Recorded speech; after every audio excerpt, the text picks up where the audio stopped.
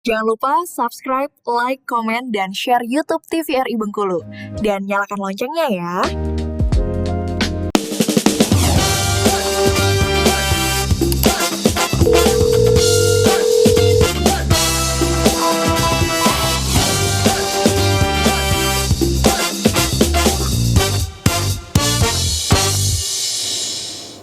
Terima kasih pemirsa, Anda masih bersama kami di Dokter Kito Besamo Kito Sehat.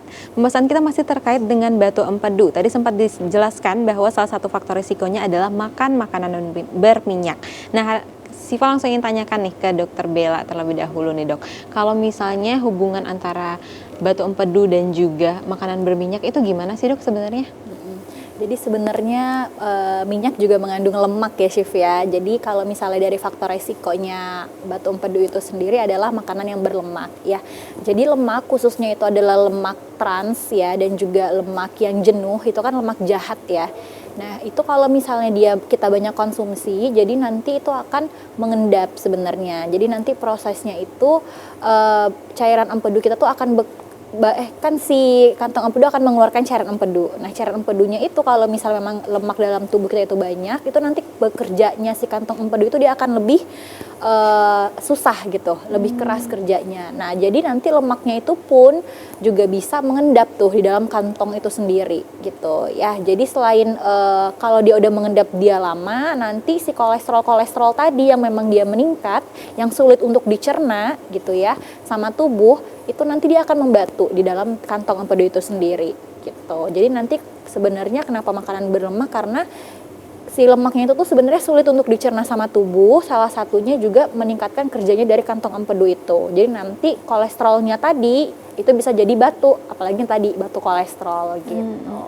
Oke, untuk jenisnya ternyata banyak juga ya Kak? Betul, bukan cuma kolesterol aja, tapi ternyata banyak juga jenis batu yang lain. Iya. Nah, berarti yang paling harus kita highlight adalah jumlahnya ya dok, karena memang untuk yang terlalu banyak itu yang nantinya akan menyebabkan terjadinya batu empedu. Betul. Baik, Siva lanjut lagi nih ke dokter Junia nih dok. Tadi sudah disebutkan bahwa beberapa jenis batu ya dok ya, ada batu kalsium, ada batu kolesterol juga. Mungkin boleh langsung dijelaskan dok terkait dengan kandungan dari batu tadi. Batu-batu ya. Iya. Oke. Ini batu-batu kecil tapi gejalanya lumayan menyakitkan ya kalau ada. Karena itu kayak nggak khas. Jadi kenapa ini mah kah? Batu empedu kah? Karena itu nyerinya sakit dan kadang dia tidak hanya di area itu saja. Bisa rasa tembus ke belakang, nanti ada gambarnya ya sampai ke pundak dan lain-lain. Kandungan batu empedu ini secara ringkas, dia ada kolesterol, kalsium, fosfat, bilirubin, trigliserid, ini salah satu kandungan lemak ya, dan asam empedu itu sendiri.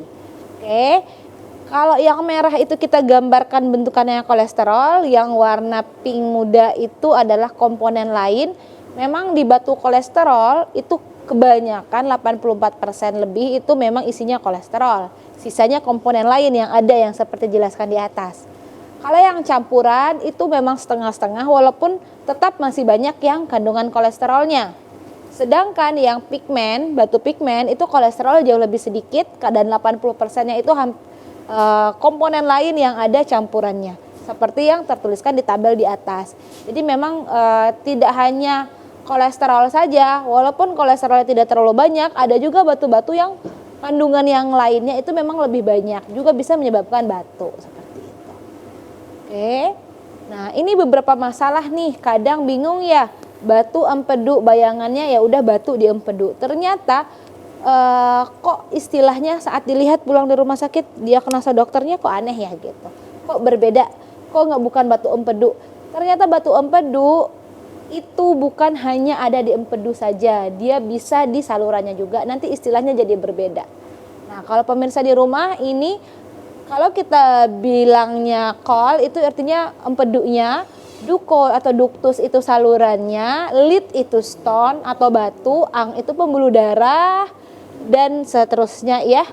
Oke, yang kita bahas saat ini adalah kolelithiasis, artinya adanya batu di saluran empedu.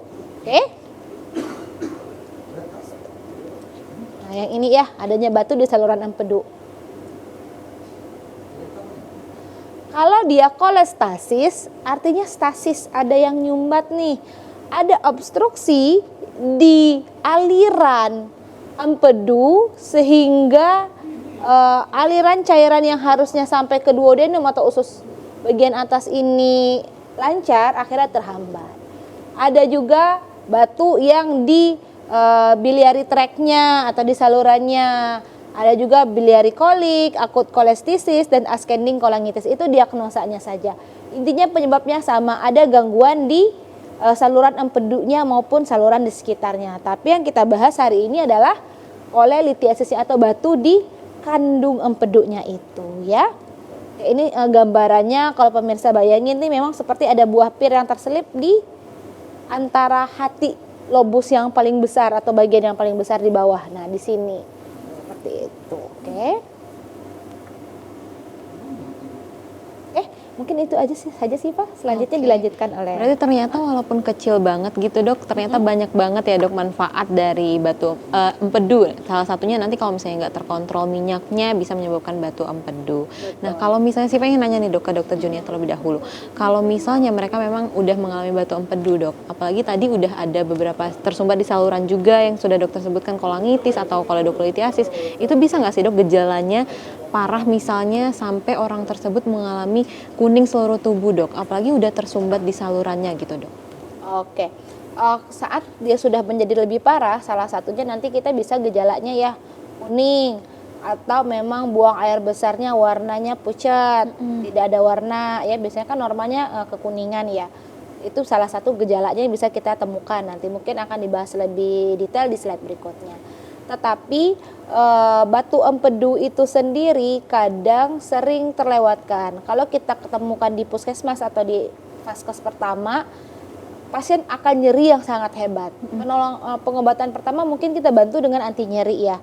Selanjutnya kita melakukan pemeriksaan, seandainya memang ditemukan itu butuh penanganan lebih lanjut, pasti akan kita rujuk ke vaskes kesehatan yang mempunyai pemeriksaan yang lebih lengkap. Karena kita perlu tahu letak batunya, kemudian jumlah batunya, sumbatan yang disebabkan, penyebabnya, apakah sudah ada radang, ada infeksi atau tidak. Karena memang tidak bisa kita biarkan. Walaupun kadang ada di beberapa kasus yang masih ada peradangan ringan atau batunya sekedar satu, itu masih bisa dengan pengobatan dan kontrol rutin saja. Oke, baik, tentunya harus ada pemeriksaan lebih lanjut ya Dok untuk memastikan tentunya diagnosisnya ini yang pastinya apa. Baik pemirsa, akan kita lanjutkan perbincangan kita terkait dengan kolelithiasis atau batu empedu. Tetap bersama kami di Dokter Kito Besamo Kita Sehat.